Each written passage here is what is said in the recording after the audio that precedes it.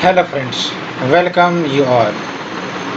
We were discussing the important topic parliament हम लोग discuss कर रहे थे और पार्लियामेंट की लेक्चर सीरीज अब ख़त्म हो गई है और होप आप लोगों ने पार्लियामेंट लेक्चर सीरीज को देखा होगा और शॉर्ट एंड क्रिस्पी नोट्स आपके ये ओनली आईएएस टीम ने प्रोवाइड किया है और मुझे लगा था कि इस पर वीडियो सीरीज बना दिया जाए सो दैट आपको रिवीजन करने में आसानी हो और आप लोगों की तरफ से भी कमेंट्स आ रहे थे कि जो स्टैटिक पोर्शन वाले कंसेप्ट है उसको कवर कराया जाए।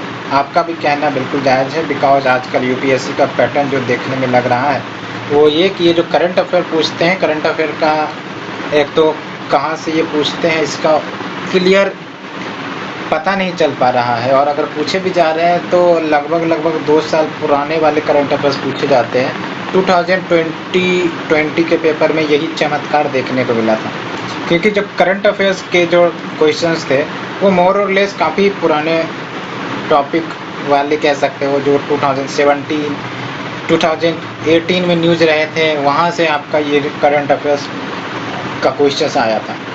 तो इसीलिए कहा जाता है कि करंट अफेयर्स पर चलो एक सर्टेन लिमिट तक भरोसा किया जा सकता है, बट जो आपको फेचिंग करेगा प्रीलिम्स में मार्क्स वो है आपका स्टैटिक पोर्शन। इसलिए आपको स्टैटिक पोर्शन मजबूत रखना है। फॉर एग्जांपल अगर हम पॉलिटी की बात करें तो पॉलिटी में आपको अप्रोक्स 17 से 18 क्वेश्चन आते हैं और पॉलिटी को एक बार अच्छे से पढ़ लेने के बाद आप 15 क्वेश्चन आसानी से 14 क्वेश्चन आसानी से सही कर पाओगे। 3-4 क्वेश्चन तो आपके सिर्फ और सिर्फ एग्ज़ाम प्रेशर के कारण गलत होते हैं।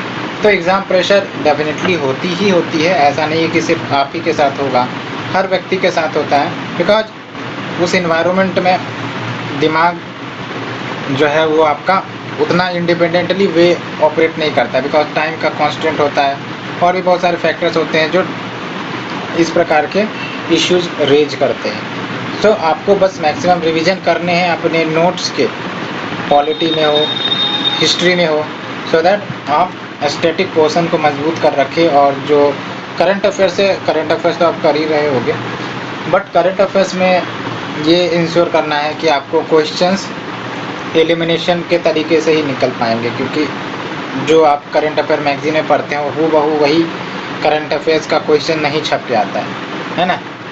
आपने ये भी ऑब्जर्व किया होगा। तो याद रखना है we have to rely on the current affairs but try to use elimination technique by logic, क्योंकि यही आपका जो प्रीलिम्स में सिलेक्शन के चांसेस है वो बढ़ाएगा। तो इस बात को आई थिंक आपको ध्यान रखना चाहिए, स्टैटिक्स में कोई कमी ना रहे, वो एक अच्छा आपका मजबूत पॉइंट रहे सो दैट अगर करंट अफेयर्स में कुछ इश्यू आए भी तो स्टैटिक पोर्शन आपको नैया पार करवा दे। कहने का मतलब ये है।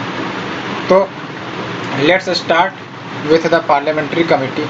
अब समझो कि पार्लियामेंट को तो हमने डिस्कस किया, पार्लियामेंट का काम होता है लॉ मेकिंग एंड जो भी लेजिस्लेटिव इश्यूज़ है उसको फिर डिस्कस किए जाते हैं, डिबेट डिस्कशन होता है। लेकिन क्या जो एमपीज़ हैं वो सारे नॉलेज रखते हैं क्या कि किसी इश्यूज़ के बारे में कि वो सारे इश्यूज़ को पार्लियामेंट में डिस्कस करें, या फिर क्या पार्लियामेंट के पास उतना टाइम होता है क्या कि वो एक इश्यूज़ को क्लास बाय क्लास डिस्कस करें। तो ऐसा संभव ही नहीं है ना। लिमिटेड टाइम फ्रेम होता है और आजकल उस लिमिटेड टाइम फ्रेम में बहस ज़्यादा होती है ना, इफ़ेक्टिव वर्क नहीं निकल पाता है। तो there is a dedicated committee जो स्पेसिफिकली जो बिल है, रिपोर्ट है, उसको एनालाइज करता है और फिर पार्लियामेंट को ये अपना रिकमेंड देता है कि हाँ कुछ गड़बड़ी है तो उसको हाईलाइट करेगा, कुछ सुधार है तो उसको रिकमेंड करेगा। तो इसीलिए पार्लियामेंट्री कमेटी का कंसेप्ट लाया गया है ना। और ये याद रखना हमारा जो संविधान है do mentions the parliamentary committees at different places but without making any specific provision regarding their composition, है ना। तो कंपोजिशन क्या होगा, टेन्यूर, फंक्शन, इन सब का स्पेसिफिकली मेंशन हमारे संविधान में नहीं किया गया, बट पार्लियामेंट्री कमिटीज़ जो भी हम आगे पढ़ेंगे उसके बारे में मेंशन डेफिनेटली है। तो इसका मतलब जो रूल्स होगा कंपोजिशन का, टेन्यूर का, फंक्शंस का, ये सब कौन देखेगा। तो these all matters are dealt by the rules of the 2 houses, rules of Lok Sabha, rules of Rajya Sabha. Committee की अगर हम बात करें तो अपॉइंटेड और इलेक्टेड बाय द हाउस। और आपको ये भी पता होना चाहिए कि पार्लियामेंट्री कमिटीज़ में जॉइंट कमिटी हो सकती है। पार्लियामेंट्री कमिटी में तुम्हारा आपका एड हॉक कमेटी हो सकती है। पार्लियामेंट कमेटी में आपका सिंगुलर कमेटी यानी कि या तो एक्सक्लूसिवली राज्यसभा या फिर एक्सक्लूसिवली लोकसभा, इस प्रकार की भी कमेटी होती है। तो वेराइटीज़ है ना। तो अपॉइंटेड और इलेक्टेड बाय द हाउस और नॉमिनेटेड बाय द स्पीकर या चेयरमैन। और ये ज़रूर पता होगा आपको, it works under the speaker या चेयरमैन, बिकॉज चेयरमैन माई बाप होते हैं एक प्रकार से पार्लियामेंट का, तो माई बाप वो पार्लियामेंट्री कमिटीज के भी होते हैं, है ना। तो अंडर द स्पीकर या chairman and presented report to the house और टू द स्पीकर या chairman and has a secretariat provided by the Lok Sabha या राज्यसभा। तो अगर हम बात करें वेरियस पार्लियामेंट्री कमिटीज़ जो एग्जाम पॉइंट ऑफ व्यू से इंपॉर्टेंट है, तो आपका एस्टिमेट्स कमेटी हो गया, दूसरा पब्लिक अकाउंट कमेटी हो गया, तीसरा कमेटी ऑन पब्लिक अंडरटेकिंग हो गया, चौथा आपका इसमें सेग्रीगेशन है डिपार्टमेंटल स्टैंडिंग कमेटी। ये बेसिकली जो डिपार्टमेंटल स्टैंडिंग कमेटी है वो जो वेरियस डिपार्टमेंट्स आप सुनते होगा कि मिनिस्ट्री ऑफ एक्सटर्नल अफेयर, उसके अंदर बहुत सारे डिपार्टमेंट है और वो डिपार्टमेंट अपने अपने इश्यूज़ को डील करता है। उसी प्रकार से डिपार्टमेंटल स्टैंडिंग कमेटी एक सर्टेन इश्यूज़ को देखता है और इसके तहत 24 कमेटी जाती है।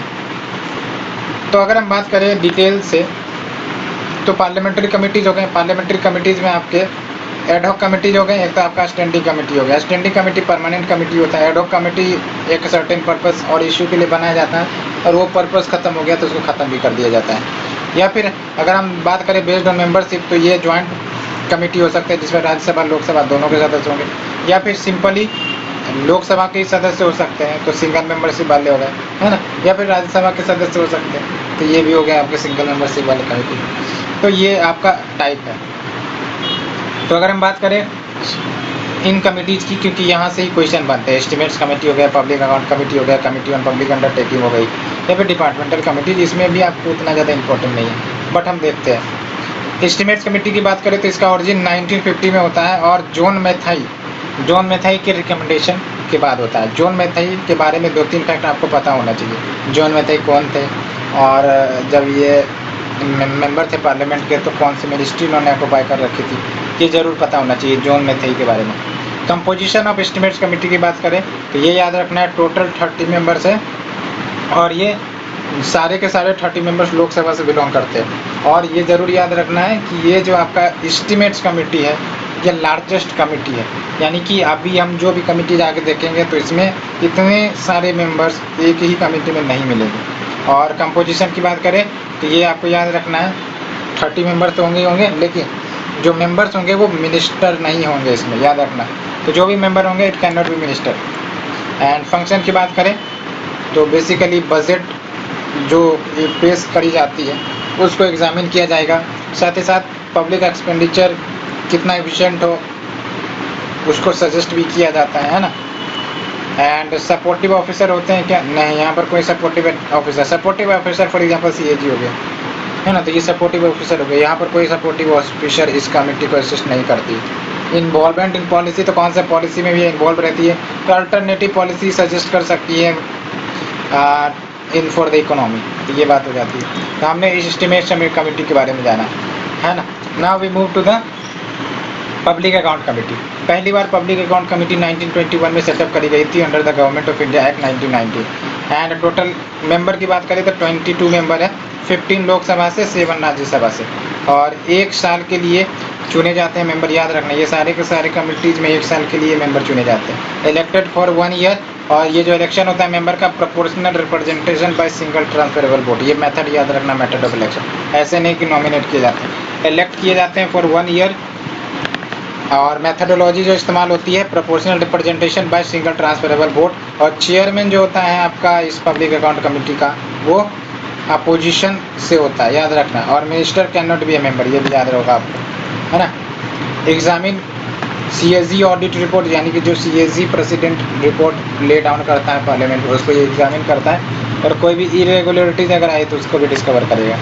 और फिर सपोर्टिव ऑफिसर होते हैं, यस यहाँ पर सीएजी होता है, which is a friend philosopher and guide for public account committee. Involvement in policy, तो नहीं, यहाँ पर कोई पॉलिसी में इन्वॉल्व नहीं है। और फिर अगर हम बात करें कमेटी ऑन पब्लिक अंडरटेकिंग, तो पब्लिक अंडरटेकिंग कमेटी की अगर हम बात करें तो देख सकते हो इसे रिकमेंड किया गया था कृष्णा मेनन कमेटी 1964 के तहत कि there should be a public undertaking committee.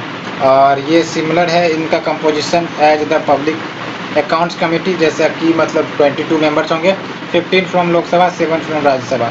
Minister can not be a member, ये भी बात है आपको। और फंक्शन वही है, जो रिपोर्ट्स है, अकाउंट्स है, पब्लिक सेक्टर अंडरटेकिंग को उसका ये एग्जामिन करेगा, और इसमें day to day affairs of public sector undertaking में इन्वॉल्व नहीं रहता, बिकॉज ये कमेटी है ना, तो ये रिकमेंड करते देखते हैं कहाँ इरेगुलरिटीज है, ये खुद इन्वॉल्व नहीं होते हैं, रिपोर्ट के बेसिस पे ये ऑब्जर्व करते हैं। Supportive officer no, involvement in policy no. अब आते हैं departmental committee, total 24 departmental committees है। इसका origin rules committee of Lok Sabha 1993 में। टोटल मेंबर देख लो यहाँ पर 21 मेंबर है, 31 मेंबर टोटल है, 21 from Lok Sabha and 10 from Rajya Sabha. और नॉमिनेट किए जाते हैं बाय रेस्पेक्टिव प्रिसाइडिंग ऑफिसर्स, यानी कि राज्यसभा वाला जो अगर डिपार्टमेंटल कमिटी होगा तो राज्यसभा के चेयरमैन, लोकसभा का होगा तो लोकसभा का स्पीकर। और जो टर्म है of the departmental standing committee, ये आपका 1 ईयर है from the date of constitution. Function क्या है, तो वही बात है, जो बिल्स हैं, डिमांड फॉर ग्रांट्स हैं, other matters recommended to them, उसको ये एग्जामिन करेंगे। Out of 24 standing committee, 8 Rajya Sabha के अंदर वर्क करता है और 16 लोकसभा के अंदर वर्क करता है, तो ये हमने देखा।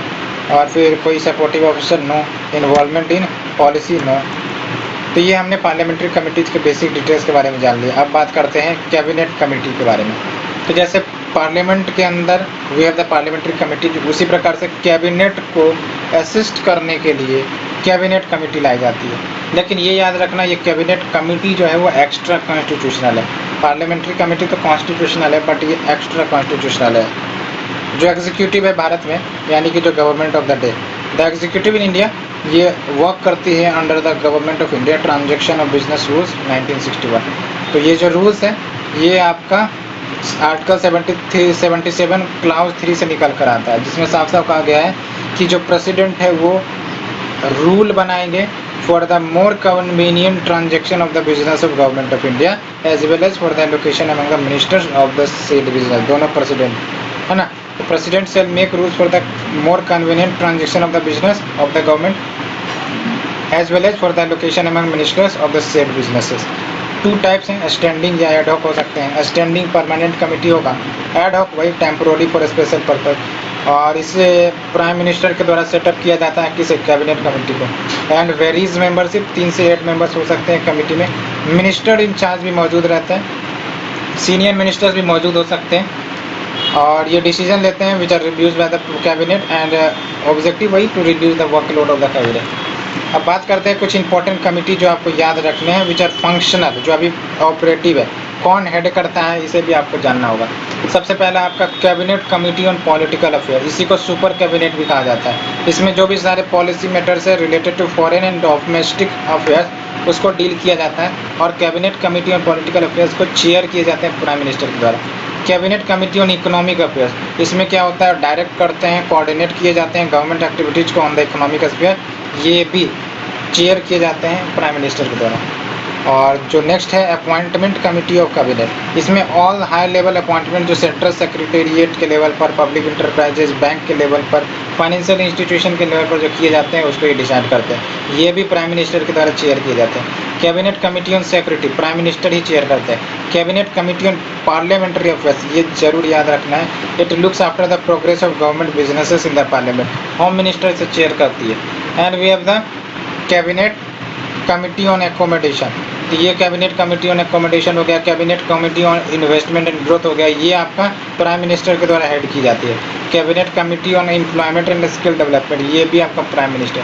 तो आप देख सकते हो, याद रखना है आपको कि कौन कौन से कैबिनेट कमेटी प्राइम मिनिस्टर के द्वारा और होम मिनिस्टर के द्वारा चेयर किए जाते हैं। For example, cabinet committee on employment and skill development headed by prime minister.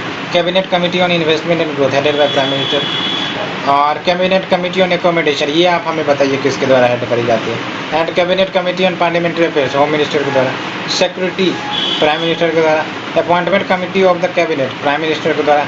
Economic affairs CCEA भी कहते हैं इसको, प्राइम मिनिस्टर के द्वारा। Cabinet committee on political affairs prime minister के द्वारा। तो ये हमने parliamentary committee plus cabinet committee discuss कर लिया है। होप इस लेक्चर सीरीज में आपको पसंद आई होगी। एंड आगे के लेक्चर सीरीज में हम सुप्रीम कोर्ट के बारे में डिस्कस करेंगे, supreme court. So for now thank you very much.